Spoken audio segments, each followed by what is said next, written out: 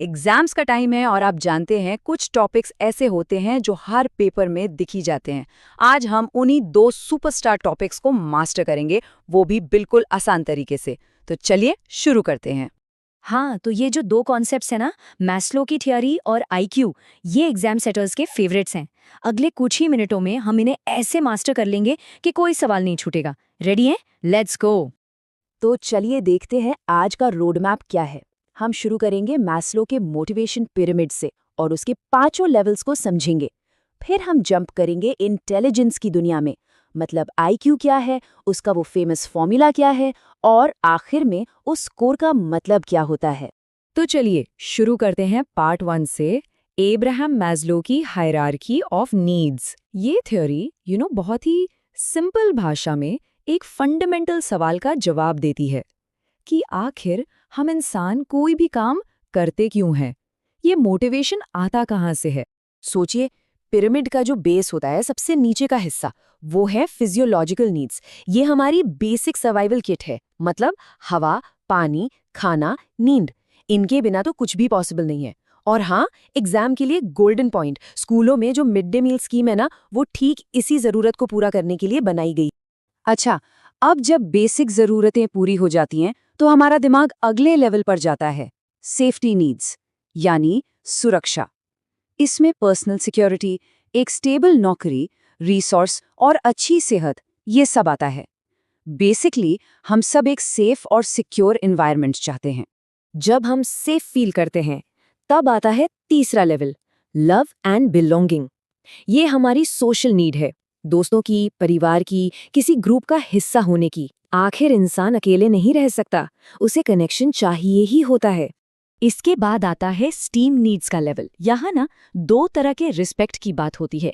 एक जो दूसरे हमें देते हैं, जैसे रिकग्निशन और स्टेटस, और दूसरा जो हम खुद को देते हैं, सेल्फ एस्टीम। हमारा कॉन्फिडेंस यहीं से बिल्ड होता है। और अब हम पहुंच गए हैं पिरामिड के बिल्कुल टॉप पर, शिखर पर, सेल्फ एक्चुअलाइजेशन। ये वो स्टेज है जहां इंसान अपने फुल पोटेंशियल को अचीव करने की कोशिश करता है। मतलब वो जो कुछ भी बन सकता है वो बनता है। ऐसा कहा जाता है कि महात्मा गांधी और मदर टेरेसा जैसे बहुत कम लोग इस लेवल तक पहुंच पाते हैं। ओके, अब एक एग्जाम हैक। इन पांचों लेवल्स को ऑर्डर में याद रखना बहुत जरूरी है। तो इसके लिए ये सिंपल सा मनोनिक यूज करें, PSLES, physical, safety, love, esteem और सेल्फ एक्चुअलाइजेशन। सिंपल है ना? तो ये तो हुई मोटिवेशन की बात। अब चलते हैं हमारे दूसरे सुपरस्टार टॉपिक पर, इंटेलिजेंस। आखिर ये स्मार्टनेस है क्या, और क्या हम इसे सच में नाप सकते हैं? बहुत सिंपल शब्दों में कहें तो इंटेलिजेंस 3 चीजें करने की एबिलिटी है। रीजन करना, मतलब तर्क करना, नए सिचुएशंस में अडेप्ट करना, और लर्न करना, यानी सीखना। इंटरेस्टिंग बात यह है कि ये वर्ड लैटिन के इंटेलिजीरे से आया है, जिसका मतलब ही है टू अंडरस्टैंड, यानी समझना। पता है, आईक्यू का जो आइडिया है वो रातों रात नहीं आया। इसकी कहानी शुरू हुई 1905 में बिनेट और साइमन के पहले टेस्ट से। फिर 1908 में बिनेट ने मेंटल एज का बहुत इंपॉर्टेंट कॉन्सेप्ट दिया।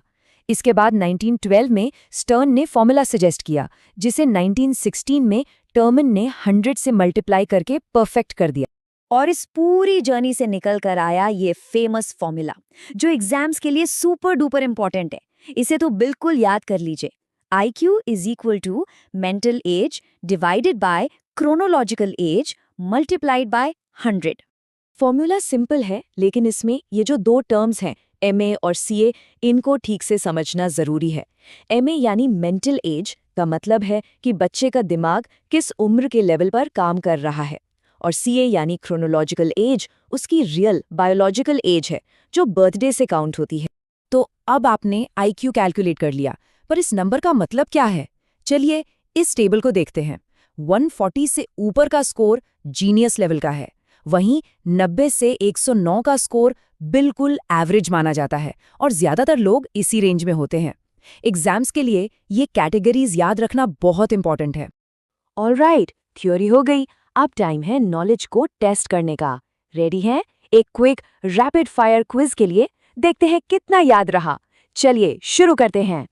सवाल नंबर 1, साल था 1908। मेंटल एज का कॉन्सेप्ट किसने इंट्रोड्यूस किया था? थोड़ा सोचिए, हमने अभी अभी कवर किया था। क्वेश्चन नंबर 2, मैस्लो के पिरामिड को दिमाग में लाइए। बिल्कुल बेस पर हैं फिजियोलॉजिकल नीड्स। उसके ठीक ऊपर अगला लेवल कौन सा है? ओके, अब थोड़ी सी कैलकुलेशन।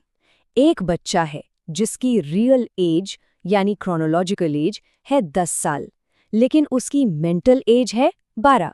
तो उसका आईक्यू कितना होगा? फॉर्मूला याद करके जल्दी से कैलकुलेट कीजिए। अगला सवाल, ये सीधा उस क्लासिफिकेशन टेबल से है। एक एवरेज बच्चे का आईक्यू स्कोर किस रेंज में होता है? और ये रहा फाइनल क्वेश्चन। याद कीजिए, हमने मिड डे मील स्कीम का जिक्र किया था। ये प्रोग्राम मैस्लो के पिरामिड के किस लेवल की जरूरत को पूरा करता है? 2 आंसर्स का टाइम। पहले का जवाब है अल्फ्रेड बिने, क्वेश्चन 2 का आंसर है सेफ्टी नीड्स, तीसरे का करेक्ट कैलकुलेशन है 120, चौथे का रेंज है 90 to 109 और आखिरी का जवाब है फिजियोलॉजिकल नीड्स। उम्मीद है आपके ज्यादातर जवाब सही होंगे। और इस सेशन को खत्म करते हैं एक इंटरेस्टिंग सवाल के साथ। सोचने वाली बात है, क्या किसी का आईक्यू स्कोर इस बात पर डिपेंड कर सकता है कि वो मैस्लो के पिरामिड के किस लेवल पर है? अगर किसी की बेसिक नीड्स ही पूरी नहीं हो रही, तो क्या उसके आईक्यू परफॉर्मेंस पर असर पड़ेगा? इस पर जरूर सोचिए।